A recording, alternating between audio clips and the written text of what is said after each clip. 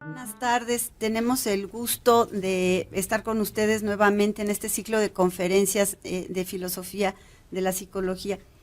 Nosotros queremos, antes de empezar, dar las gracias a todos los que nos apoyan en la división del Sistema de Universidad Abierta, por supuesto, el ingeniero Gold, la maestra Gaby Villarreal, nuestra jefa, la maestra Karina Torres, y de la facultad, pues que tenemos el apoyo de Urides, que tenemos el apoyo del Departamento de Publicaciones, que nos ha hecho un lindo cartelito que no se ve muy bien por la por la resolana, pero bueno, que nos han apoyado en estas actividades que hacemos semestralmente para las asignaturas tanto de Historia de la Psicología como de Filosofía de la Psicología.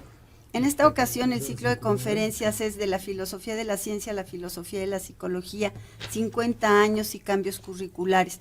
Esto pues en el marco de los festejos que se están realizando por los 50 años de nuestra facultad.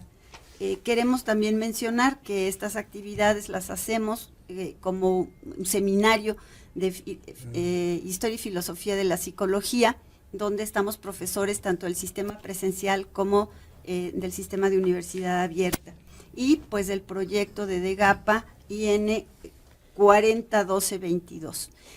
Nosotros tenemos este seminario hace ¿cuántos años, Germán? 15 ya cumplimos desde la historia.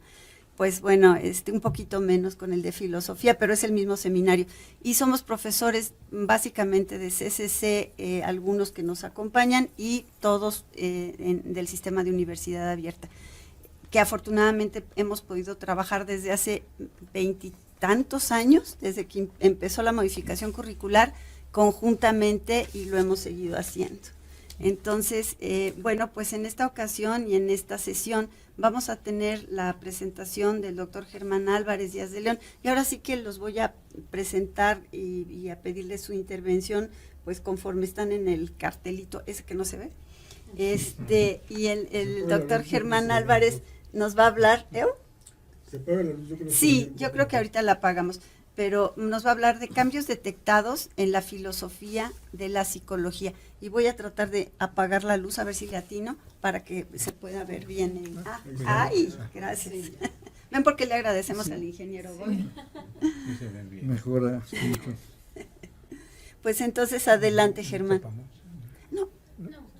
Bueno, al fin Estamos solos. Yo Germán. creo que algo que es importante es decirles que la vida se ve distinta desde el tercer piso del edificio A las 7 de la mañana. Los alumnos ya no están despiertos y entienden uno mejor clases como la que voy a hablar. Me da mucho gusto estar con mis amigos el día de hoy, los de arriba y los de abajo. Si esta madre funcionara. Sí. Pues fue un poco raro el título de la plática. Lo que yo logré entender es que hay dos planes de estudio que hemos vivido los que estamos aquí. En ambos hubo programas de estudio, y en ambos de manera formal se daban temas filosóficos, lo cual no implica de ninguna manera que esa fuera la filosofía que acompaña a los psicólogos. Los psicólogos se la creyeron cuando nos independizamos de que no teníamos nada que ver con la filosofía, y los que sabemos de esto sabemos que atrás de cualquier corriente psicológica hay fundamentos epistemológicos y ontológicos. Tienen ustedes la belleza de los 50 nostálgicos y algo que es maravilloso siempre y cuando no haya que barrer, que es la jacaranda de nuestra facultad. En una apretada síntesis, creo que de lo que podíamos aventurar que en la facultad ocurría es que la clásica de cómo conocemos de empirismo y racionalismo, algo que desde siempre nos ha preocupado, que es eso del conocimiento científico, para descalificar a gusto a la corriente opositora, quiénes son científicos y quiénes no. Y pues el tema del constructivismo y la fenomenología. A mí me parece que son los ejes que yo encontré donde detectaría algún cambio en la forma de pensamiento. Participo junto con Jorge Molina en una comisión para una cápsula espacial de los 50 años. Y he oído interesantes digresiones acerca de lo que ha pasado en esta facultad. Algo que yo me cuido mucho es de generalizar. Ni todas las mujeres son iguales, ni todos los planes de estudio son similares. Hablar que aquí predominó el psicoanálisis o el conductismo me parece un acto de parcialidad. El plan de 71, y veo muchos jóvenes aquí no tienen la menor idea de que estoy hablando, el plan de 71 se ha dicho que era un plan conductista, es el que nos tocó a nosotros. Sin embargo, una parte importante de ese plan no tenía nada que ver con el conductismo. Tenía, por ejemplo, teoría de medidas, psicometría, y había otras materias que no necesariamente eran conductistas. Por razones que vamos a explicar rápidamente, la facultad como tal, nuestra historia nos lleva de la filosofía a la psicología, no solamente de la facultad. Estuvimos en la Facultad de Filosofía mucho tiempo, en Mascarones, luego aquí en CEU, y sí, la filosofía era nuestra escuela. Sin embargo, nos independizamos en los 70s. ¿Por qué? Porque pensamos que había un objeto y un método distinto de hacer las cosas. Por los aires también que el zeitgeist que había en psicología en el mundo, hubo un periodo de hegemonía de los enfoques conductuales. Y eso también se dio aquí en la facultad. De eso a exagerar que todo el mundo era conductista, pues me parece que es una exageración. Estaba Javier Aguilar, estaba Serafín Mercado, estaba Gustavo Fernández, por mencionar tres de los grandes que no eran conductistas y tenían posiciones experimentalistas, pero más acorde con el cognitivismo. Parece que es una grosería decir aquí en público que uno es positivista o acusar al otro de no positivista, cuando son enfoques que fundamentan los saberes. Los que llevamos el libro de Bunge, en el plan viejo, él decía que el psicoanálisis no era ni ciencia ni nada, era algo así raro, de acuerdo a su particular punto de vista. Esto nos causaba mucho ruido, porque nos hicieron creer la mentira que método experimental era igual a método científico. Pasaron los años y descubrimos que no era cierto. Creo que ya para las generaciones actuales, de repente todo el mundo ahora es constructivista o construccionista, sin que aclaren muy bien de qué tipo y dónde o qué en particular es el enfoque. Pero mi crítica es igual. No es cierto que los conductistas se hayan extinguido, no es cierto que los cognitivos, no es cierto que los fenomenólogos, no es cierto que otras corrientes quizá no son hegemónicas, quizá no están a la moda como los demás. Para quien le interese, y encontré por ahí en mi tía YouTube este esquemita que me pareció interesante para darlo cuando vuelvo a dar esta clase, donde nos da una línea de tiempo y nos da las corrientes filosóficas que tienen pues impacto, hegemonía, dependiendo de la temporada.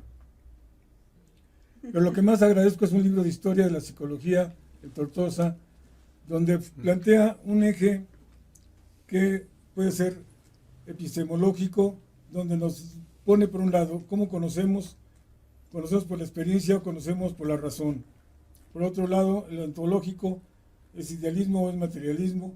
Todo lo que se les ocurra de corrientes psicológicas, pueden ustedes ubicarlo ahí fácilmente, bueno, no tan fácilmente, y es un ejercicio que practico con mis alumnos, donde aquí está más cerca el conductismo, del racionalismo del empirismo, no, del empirismo del materialismo, y así vamos cruzando. El esquemita le faltó decir algo en medio. Un tal Kant, conocido por estos lares, decía que el conocimiento no está ni en el objeto ni en el sujeto, sino en la interacción que ambos tienen. Me parece que esa es la agenda de Piaget, de Vygotsky y de este otro enfoque, que es diferente del construccionismo. Entonces son las corrientes que yo conozco o lo que me ha tocado vivir en estos años.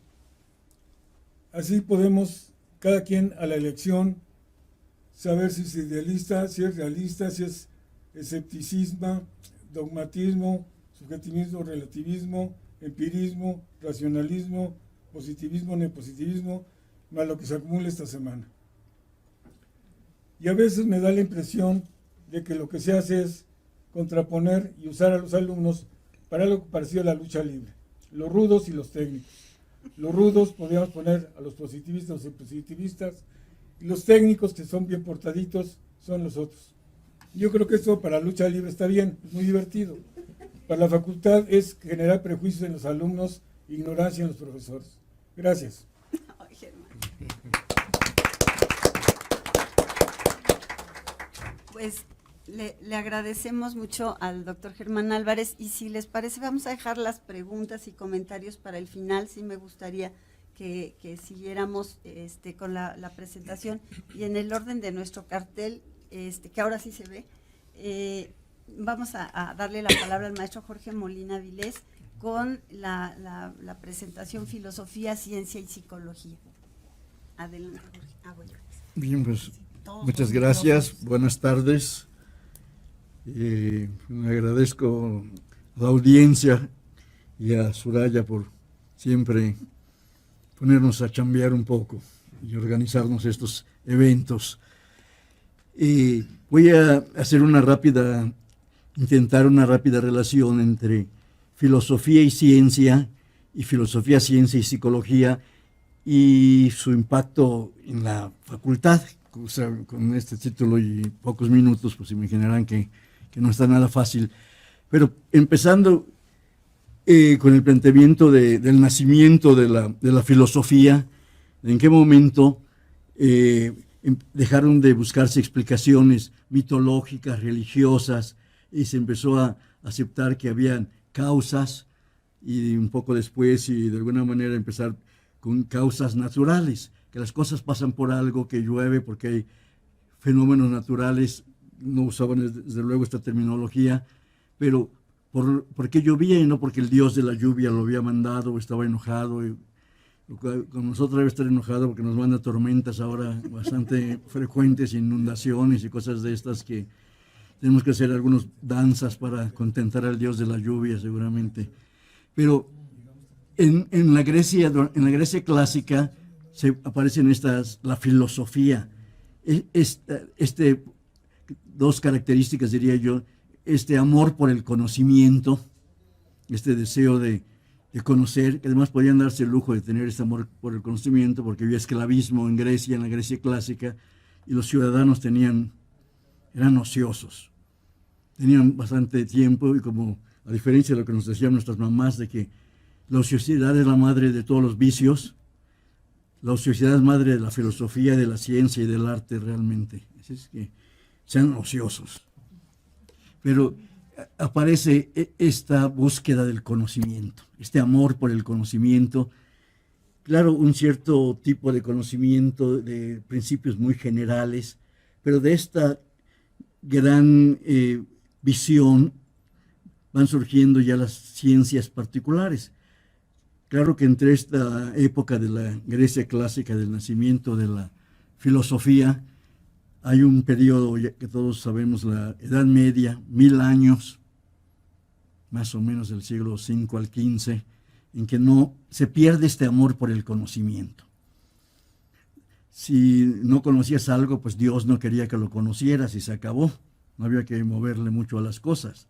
Es esta época que le llamamos el obscurantismo, pero renace ese amor por el conocimiento, más o menos en el siglo XV, y nacen entonces sí las ciencias naturales, las ciencias, diríamos, propiamente dichas, esa totalidad que es el universo se empieza a dividir en partes, de qué le toca a diferentes especialidades, quienes las estudian, empiezan a ver objetos de conocimiento específicos, y unos señores que pretenden conocer esos objetos, que son los sujetos cognoscentes, y nace lo que es la ciencia natural, y nacería incluso entonces una filosofía de la ciencia natural, que incluso el término científico pues no se usaba, era incluso el libro de libros que ahora llamaríamos de ciencia, serían filosofía natural. Entonces, pero era ya aceptar que el universo es legal. Hay leyes, hay causas de los fenómenos, y que podemos conocer esos fenómenos y que podemos comunicar ese conocimiento. digamos que son tres grandes premisas de la ciencia. Hay un universo ordenado y legal, hay un sujeto cognoscente racional y que usa un lenguaje para transmitir ese conocimiento.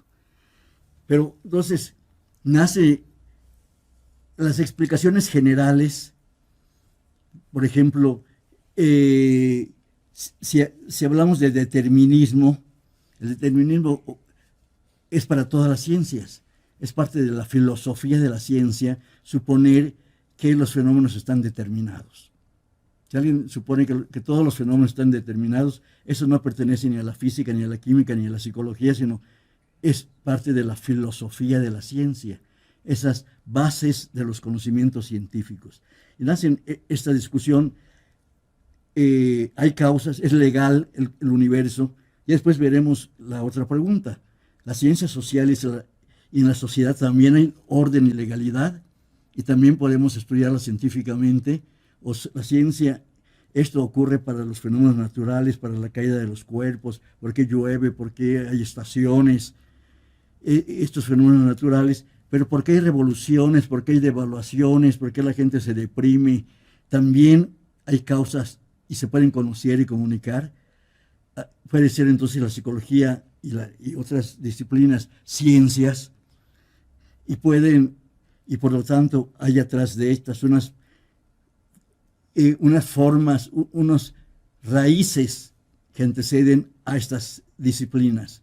Pero bueno, aproximadamente ya habíamos hablado del siglo XVII, XVIII, XIX, empiezan a aparecer explicaciones pretendidamente científicas, causalistas, deterministas de los fenómenos sociales y psicológicos en buena medida. Empiezan a aparecer y entonces puede haber una filosofía tras de los métodos propiamente científicos. Aparece en el siglo XVI, sobre todo, esta idea de que la ciencia es observación y comprobación. ¿Cómo sé que es verdad lo que yo digo? Empieza a discutirse, a criticarse las pseudoexplicaciones, las creencias, y aparecen lo que se llaman conocimientos verdaderos o conocimientos científicos, demostrables y observables, para las ciencias naturales. Pero empiezan esta pregunta crece de que también los fenómenos sociales son de la misma manera. Ya vemos que empiezan a aparecer entonces diversas disciplinas, la historia, la sociología, la antropología, empiezan a aparecer disciplinas que usan el método, y sobre todo volviendo a lo que comentaba Germán, en el siglo XVIII, Augusto Comte, que plantea el positivismo y plantea esta idea de que solo con ese método derivado del positivismo, el método experimental, podía hacerse ciencia. ¿Sí? Hay lo que se llama un monismo metodológico. Pero paralelamente aparecen quienes dicen, no es cierto, no solo con ese método se conoce, hay varios métodos. Hay la fenomenología, la hermenéutica, por ejemplo, que son formas diferentes de obtener conocimiento, y que algunos dicen que eso es ciencia, porque allá empiezan, como nosotros, nuestros problemas con la psicología, con el hecho de que ¿cuál es el método de la psicología? Y podemos incluso preguntarnos de cuál psicología. Yo en la historia no me concreto a Wundt como el padre de la psicología, que sería más positivista, sino William James, Franz Brentano, que de Wundt no se derivaría el psicoanálisis, ni se derivaría muchos de los enfoques cognitivistas, ni muchos de los enfoques incluso clínicos. Entonces, hay más antecedentes filosóficos cuando nace la psicología como ciencia. Hay varias visiones, y cada una de estas visiones pues hay un tipo de psicología, lo que decía Germán, no podemos generalizar ni descalificar. Como tú no usas el método que usa mi enfoque, tú no eres científico. Cualquier filosofía se asume como yo voy a definir qué es científico y qué no. Y le puedes decir, bueno, a ti, ¿quién te nombró? ¿Por qué tú te sientes el que puedes, estás autorizado para definir lo que es científico y lo que no es científico? Pero estas discusiones van dándose, y se va viendo incluso por qué en psicología es mucho más importante estudiar estas bases filosóficas, porque la mayoría de los psicoanalistas, algunos ni siquiera les interesa si son ciencia o no, mientras puedan cobrar como cobran, están muy contentos. Y si es científico, no les tiene sin cuidado. Pero los que sí aceptan que, o pretenden, o traten de decir que sí son científicos, no están de acuerdo con los positivismos, ni el clásico kantiano, ni los neopositivistas o positivistas lógicos de cualquier tipo, no serían más fenomenológicos. Les interesa comprender al sujeto y el caso único y comprender que esto es irrepetible, único e irrepetible. Pero, y decirte, tú no eres científico, pues ¿quién dice? ¿Según quién? No hay las normas únicas y definidas de lo que es. Entonces, en la psicología, que hay más variedad, más diversidad, una explicación para terminar con esto de que ¿por qué caen los cuerpos? Le preguntas a un físico ruso, ucraniano, chino, estadounidense, y te va a dar la misma respuesta. Pero si preguntas a un psicólogo o a unos psicólogos, ¿por qué roba este niño? Te van a dar muchas respuestas. No hay, diría Kuhn, no hay un paradigma, una única respuesta. Es preparadigmático y siempre lo será quizá. Van a ver si eres piagetano, pues no, el concepto de lo moral no se te ha formado. Si eres freudiano, pues quizá el super yo, no tienes un muy débil. O si eres sistémico o conductual, vas a dar diferente explicación. Pero, ¿qué filosofía está atrás de estas explicaciones y de estas corrientes psicológicas? Entender esto desde nuestro punto de vista es importante para una comprensión profunda de la psicología. Entonces, yo alguna plática de este tipo un poco más extensa les doy al principio a mis alumnos de filosofía para ¿por qué ustedes vienen a aprender trucos para resolver ciertos problemas? O eso suponen. Y cuando se empiezan a hablar de que el empirismo y el racionalismo y estas cosas, bueno, ¿yo para qué? ¿Para qué me sirve eso? Entonces, explicarles que les sirve para muchas cosas y no van a poder entender ni conocer su actividad si no tienen esas bases filosóficas. Bueno, vamos a pararle aquí por lo pronto. De veras, bueno, seguiremos comentando. Gracias. Muchas gracias, Jorge. Bueno, quiero entonces darle la palabra al doctor Rigoberto León Sánchez, y es que aquí se me ha atravesado algo que no me deja, ahorita regreso, que él nos va a hablar de Jean Piaget y la psicología cognitiva en la década de los 70 y en la actualidad, en este viaje, ¿no? En esta historia que queremos recordar. Gracias, Rick. Sí. Buenas tardes.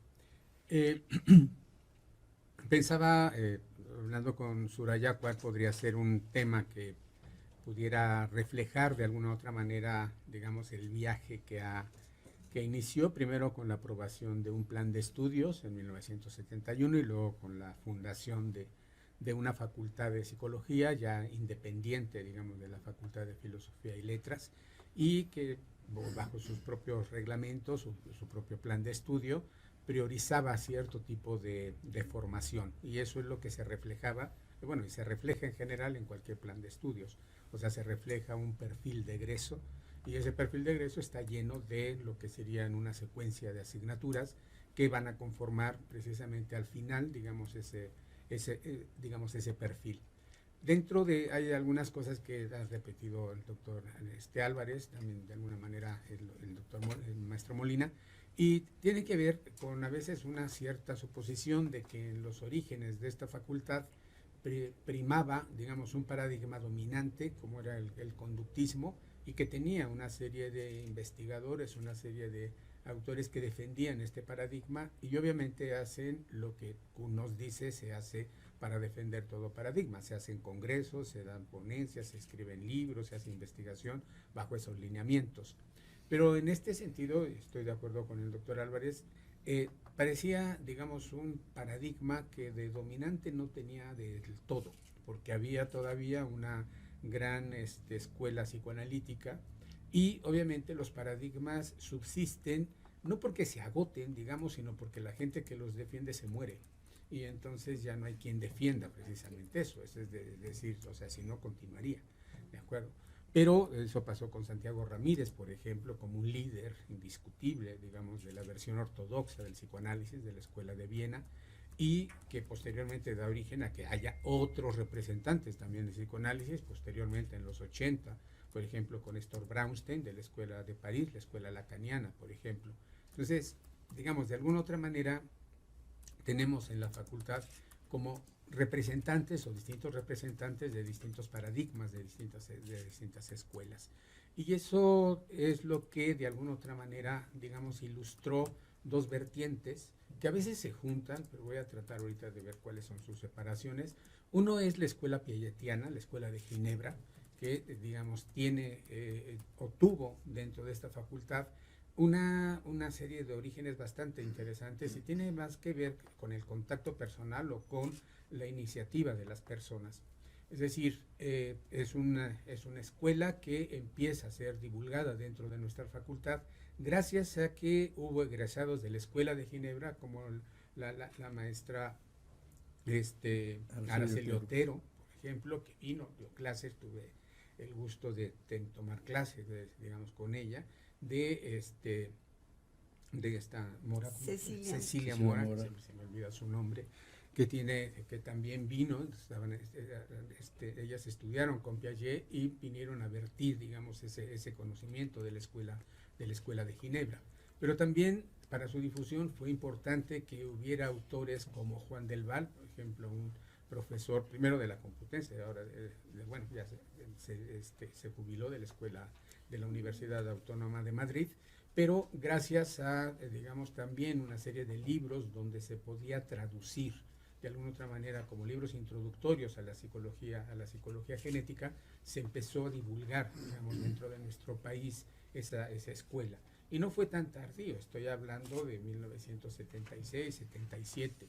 Incluso tuvimos la suerte de tener aquí a Barbelín Elder, que vino a dar un curso junto con Pierre Greco, un especialista en aprendizaje operatorio, que no era particularmente de la Escuela de Ginebra, porque él pertenecía a la Escuela de París, a la Universidad de la Sorbona. Pero son esos acercamientos los que de alguna otra manera van introduciendo a la gente dentro de un nuevo paradigma y se empieza a realizar, obviamente, lo que siempre se realiza, hacer ponencias, hacer conferencias, dar clases, empezar a editar libros, etcétera. Que las editoriales hayan, digamos, circunscrito su ámbito, pues tenía que ver básicamente con los que de alguna otra manera dirigían las bibliotecas científicas de las distintas editoriales. O sea, Trilla sí, digamos, de alguna otra manera estaba más, digamos, dedicado a recoger todos los textos, fundamentalmente del enfoque conductista, pero también si uno quería conseguir textos piagetianos, pues recurría a Siglo XXI, y Siglo XXI siempre fue una editorial que estaba muy preocupada por ese tipo de, digamos, de difusión de cierto tipo de psicología. También tenía, digamos, una buena área de literatura psicoanalítica. Pero también fue la llegada a nuestro país de dos grandes exponentes de la Escuela de Ginebra. Una de ellas es Emilia Ferreiro, que empezó a trabajar con cuestiones de lectura, cosas que se salían un poco de lo que era, digamos, el plan de trabajo de la Escuela de Ginebra, muy centrada en aprendizajes operatorios, fundamentalmente en el dominio de la física y de las matemáticas, pero ella empieza a trabajar con lo que son las representaciones, digamos, de representaciones externas como la lectura y la escritura.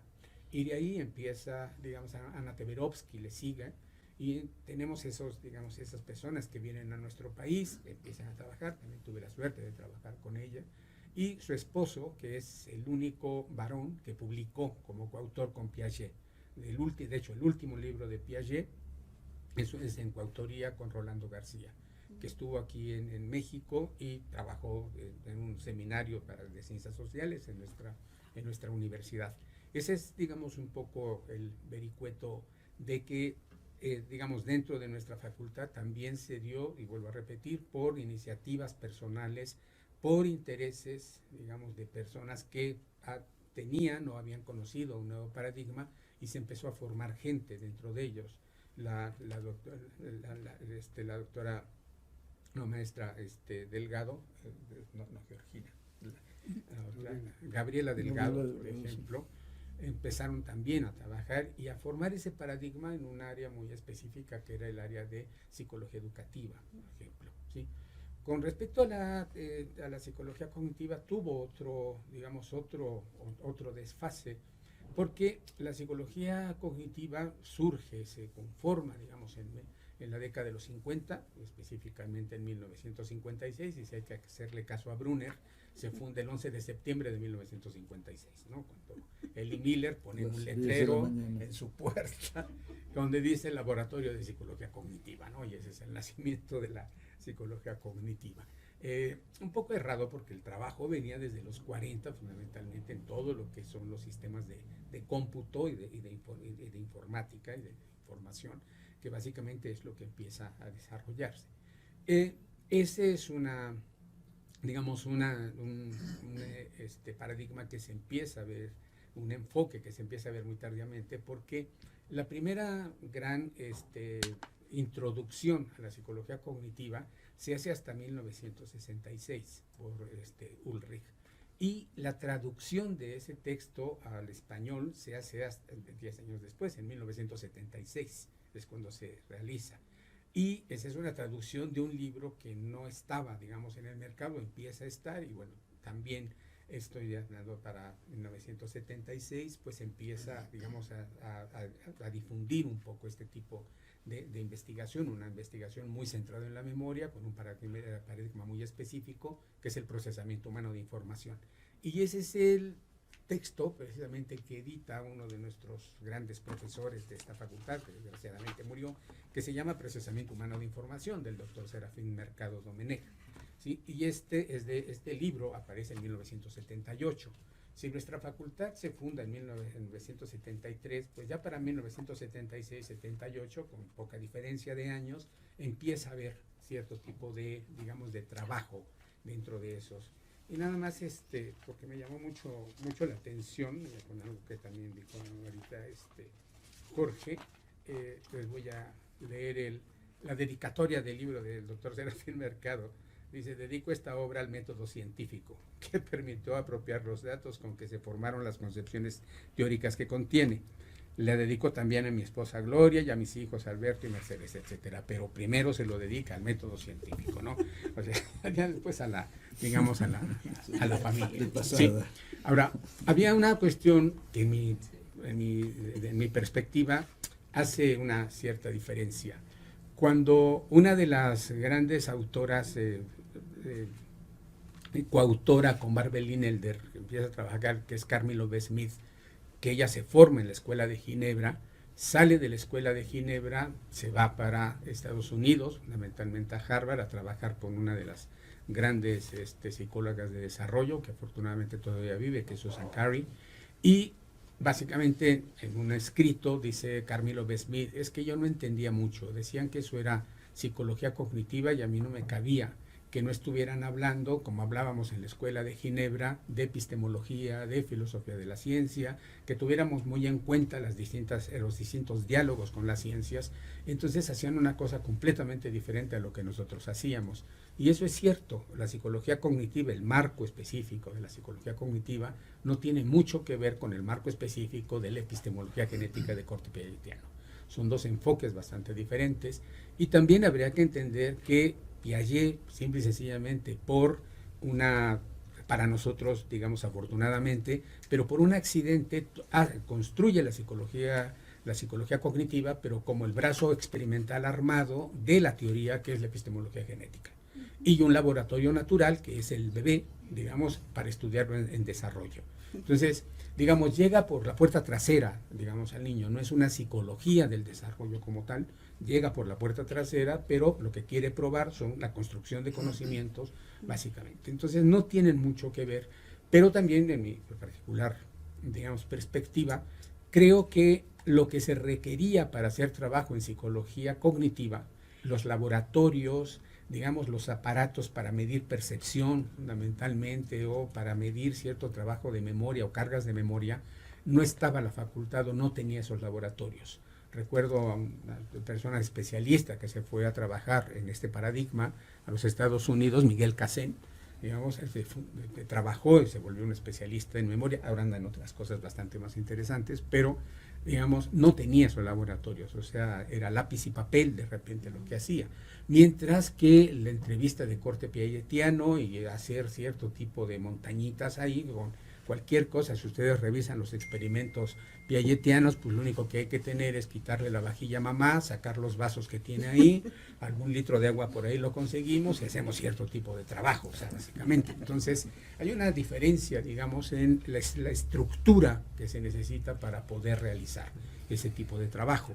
Por eso quizás también nuestro desarrollo en las neurociencias fue un poco tardío, porque tardó tiempo también en que hubiera presupuestos para alimentar los distintos laboratorios.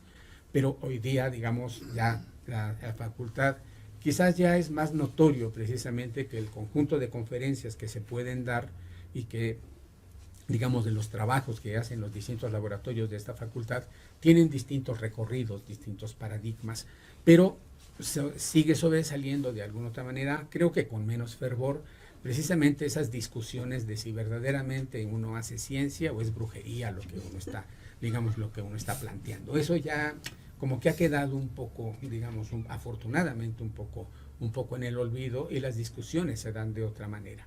Pero también, digamos, para terminar, esto que vemos como, digamos, como de manera tardía también, habría que preguntarnos, digamos, si tenemos que hacer algún cambio.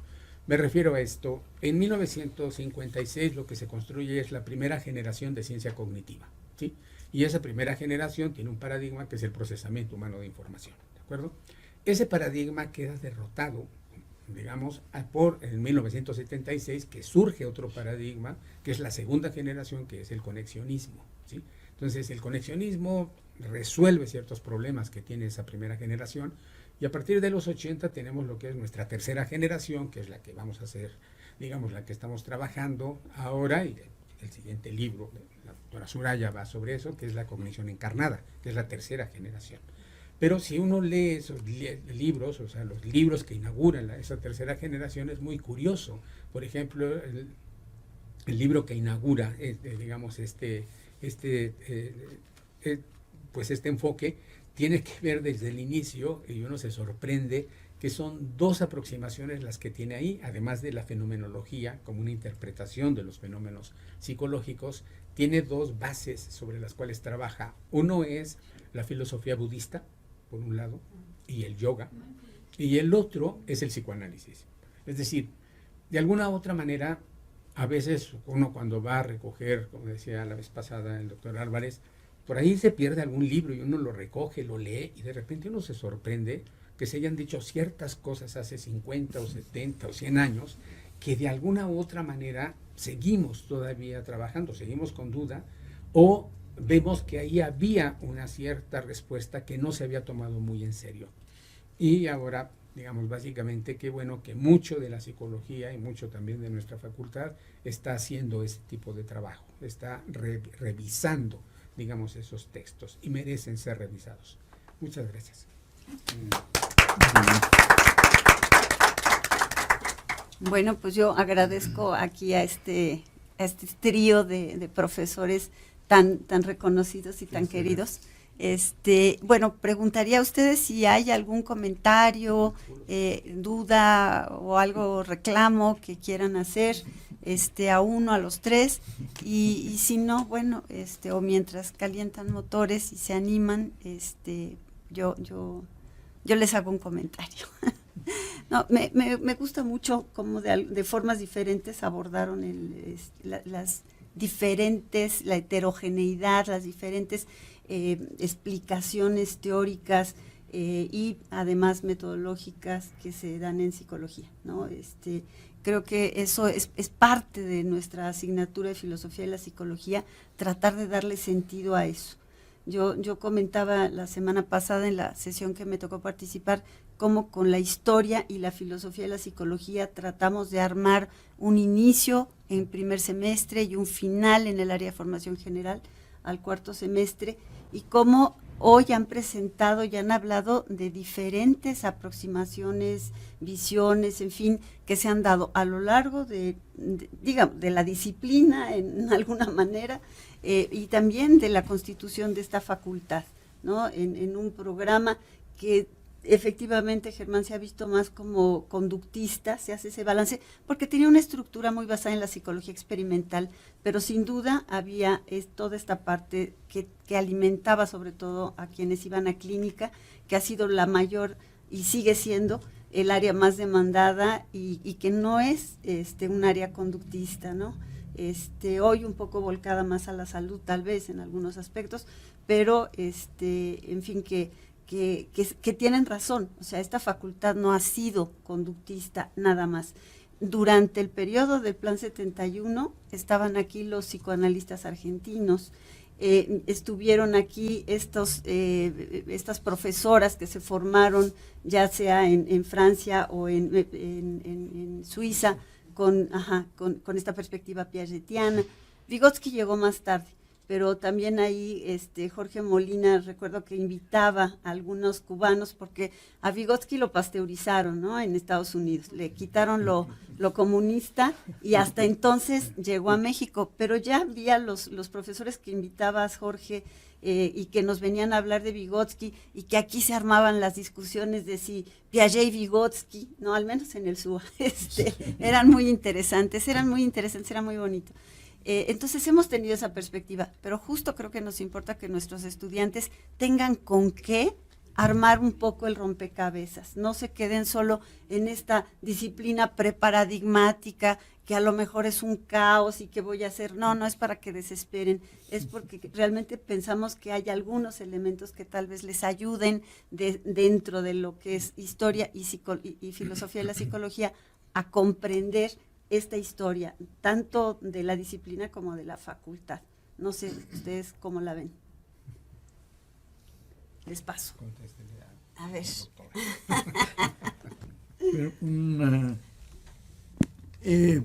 Primera, porque se me hicieron como plantea Soraya, como docentes, siempre planteamos que nuestro papel es más que dar respuestas, que pretender transmitir conocimientos fijos y acabados.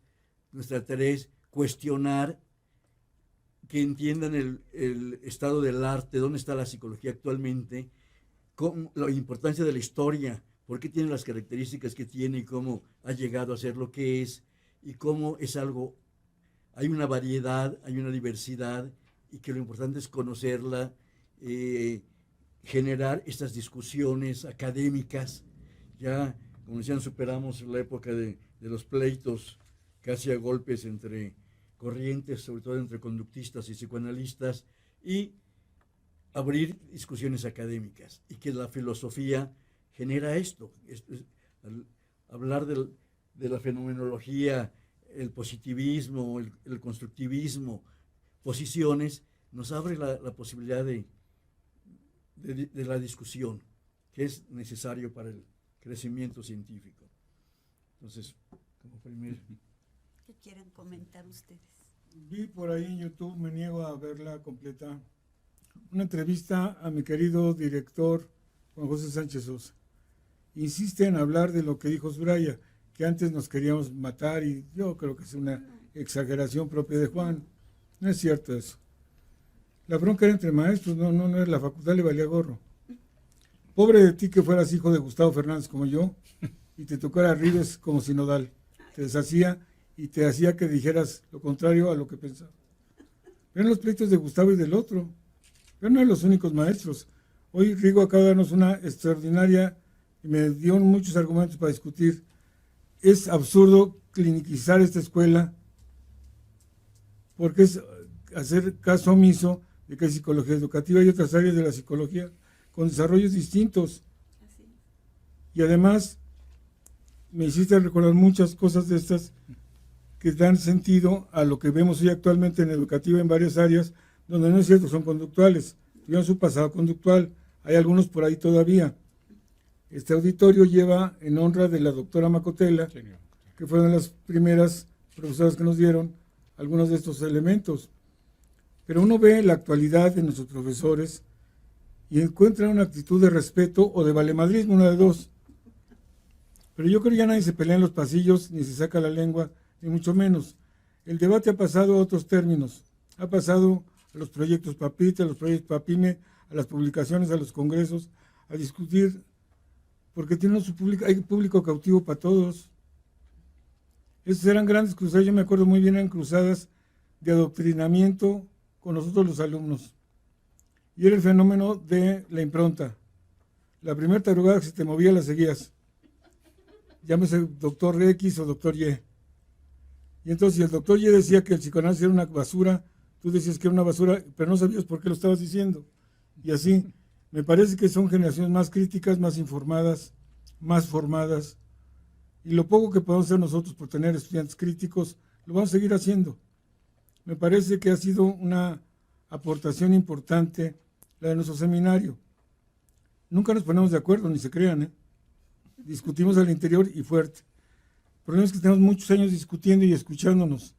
Y es un gran problema de esta facultad, la gente no se escucha y no se oye. Se adivina o se intuye. Y podemos meter muchas variables si quieren, quién fue director, quién fue directora, quién fue... Sí, son los planes de estudio, pues son las personas también los que hacen las tradiciones y las corrientes. Creo que a Rigo le faltó un amigo nuestro, de los 4, que es mi querido doctor Gustavo Fernández. Él tradujo el Holland y Skinner. Él pudo ser conductista y no.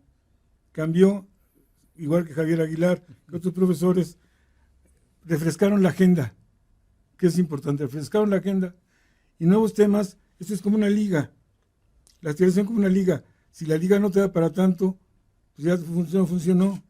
Y apareció la maravilla de los cognitivo-conductuales, los freudomarxistas, todos los matrimonios imposibles epistemológicamente, todos están en la facultad.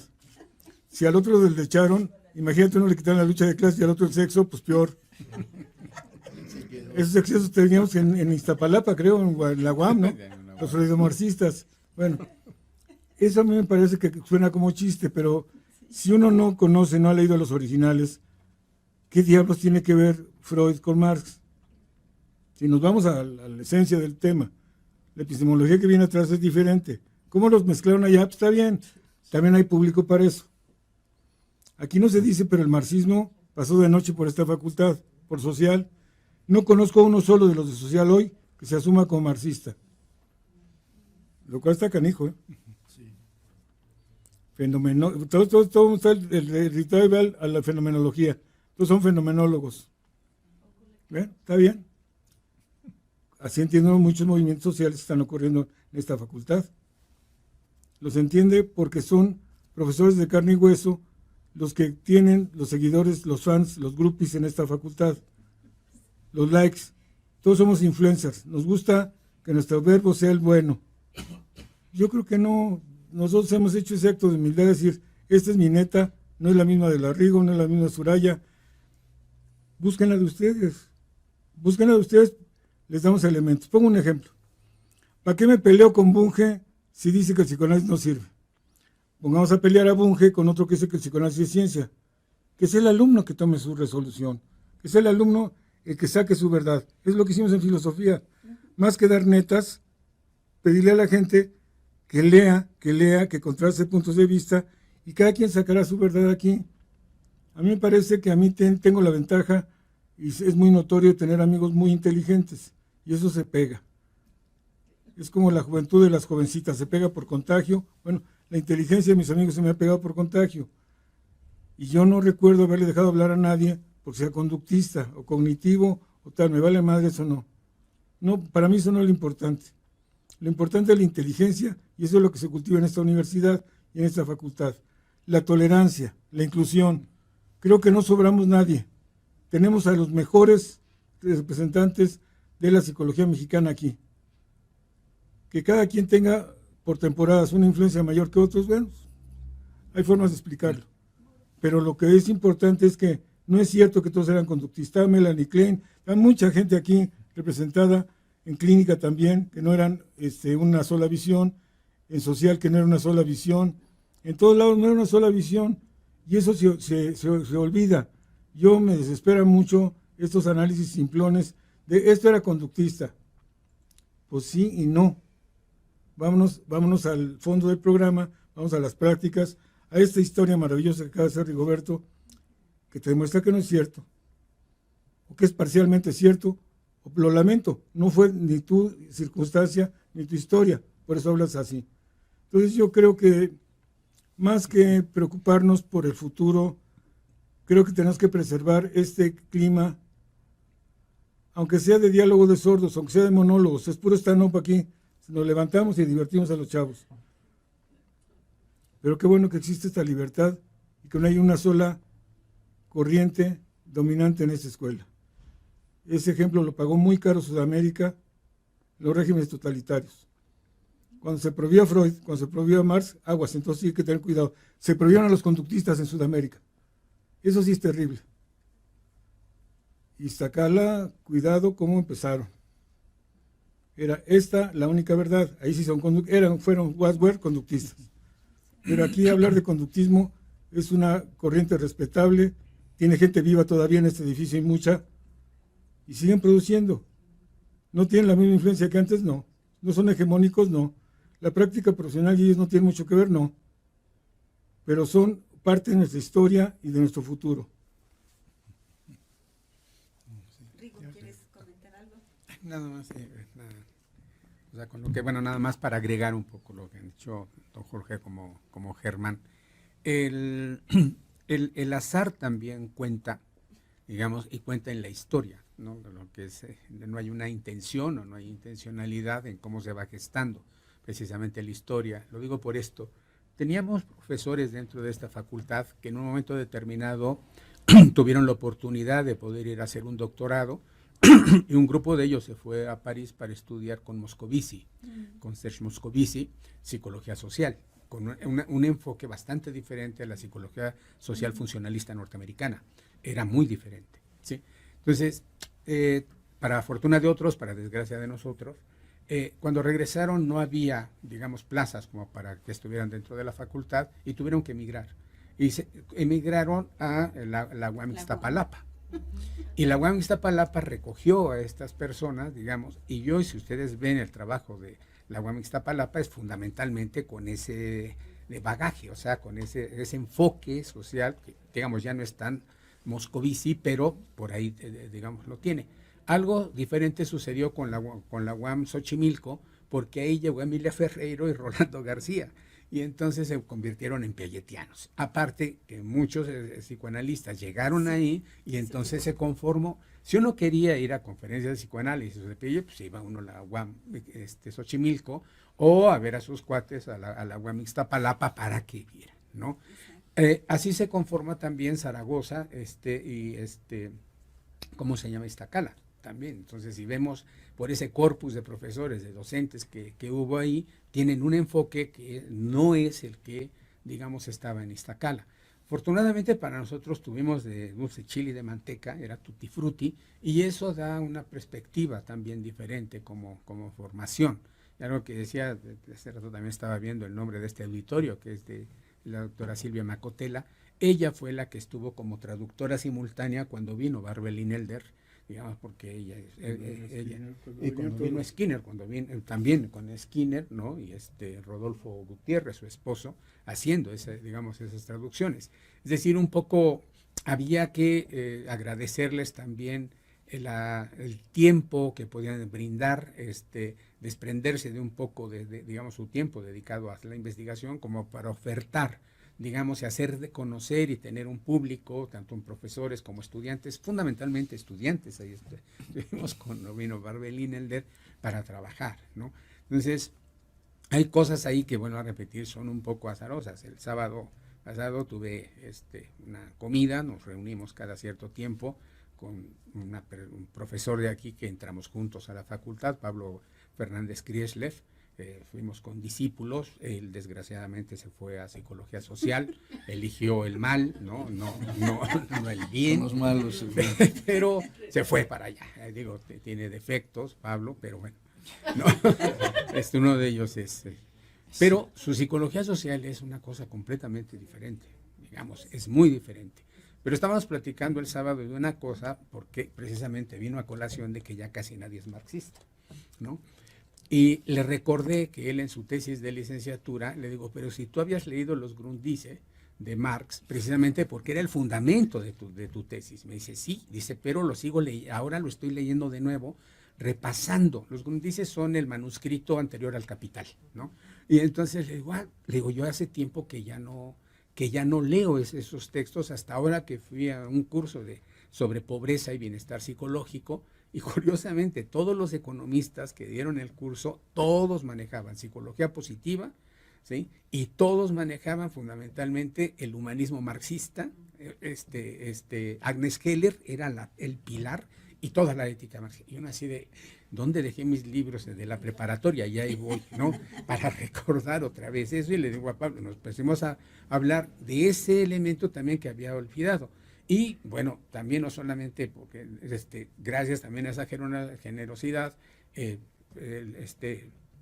Jorge se puso en contacto con psicólogos cubanos, los empezó a traer, también nos invitaron, fuimos ahí en una excursión a un encuentro con ellos, pero tenía la ventaja también las editoriales, hay que buscarlas y tienen títulos muy específicos, digamos, y la editorial Mir, ¿no? Esta propaganda soviética en ese momento, pues eran los que tenían todo el trabajo, no solamente de los psicólogos soviéticos, de Luria, Leontiev, por ejemplo, eran los que tenían y que se daban a conocer. Sí, no tanto Vygotsky, es cierto, fue un poco, digamos, pasado por cloro para quitarle, digamos, ese bagaje, lo comunista que podía tener, hasta que hay una nueva relectura que se puede hacer. Pero creo que esos elementos, o sea, de que aparezca gente por ahí, de que se acceda a un libro, de que no pueden entrar personas no puedan volver a ser contratadas y que se vayan a otro lugar y que formen, digamos, ¿cómo se llama? Otro círculo, digamos, de profesores y de estudiantes, pues eso es parte también de lo que habría que ver, de dónde empezaron a surgir. Y creo que muchas de las escuelas de psicología que hay en el país o en la Ciudad de México tienen de alguna u otra manera la impronta de mucho del personal docente de esta facultad, ¿sí? Y eso habría que reconocérselo para todas las profesoras, todos los profesores de esta facultad, ¿no? Pues, voy a hablar un último accidente. Sí. Se descompone del estómago la esposa de Fromm en México. Gracias a Dios. Y se queda Fromm a vivir un tiempo en México. Y los psicoanalistas que eran monolíticos en la facultad entraron en pleito con los de medicina, los frommianos y los freudianos. Y la facultad, pero fue poco el tiempo que pasó eso. Cuando me dicen el paradigma psicoanalítico, ¿de veras duró tanto? ¿De veras tuvo tanta influencia? Por supuesto tiene relevancia, pero relevancia en los posteriores. En gente de primera que tuvimos aquí, ¿cómo se llama? Mimi Langer, o sea, gente importante entre los psicoanalistas la tuvimos también aquí. Pero así que todo el mundo se persinara con la interpretación de los sueños, es falso eso. Había teorías y sistemas de psicología y había teoría de la personalidad, que era el mismo libro de Coelho y Lucy Reidel, que era una copia de Alan Lindsay. Bueno, y última de Piaget. Los reto a que busquen en un libro hecho en Norteamérica de historia de la psicología, busquen a Piaget a ver si existe. No existe. Mis alumnos ya lo hicieron. Los libros de moda en psicología en Estados Unidos, Piaget y Vygotsky menos. Vygotsky, quién sabe quién es ese señor. No le tocó cloro todavía. bueno, pues no veo, en el chat no hay preguntas, están muy tímidos.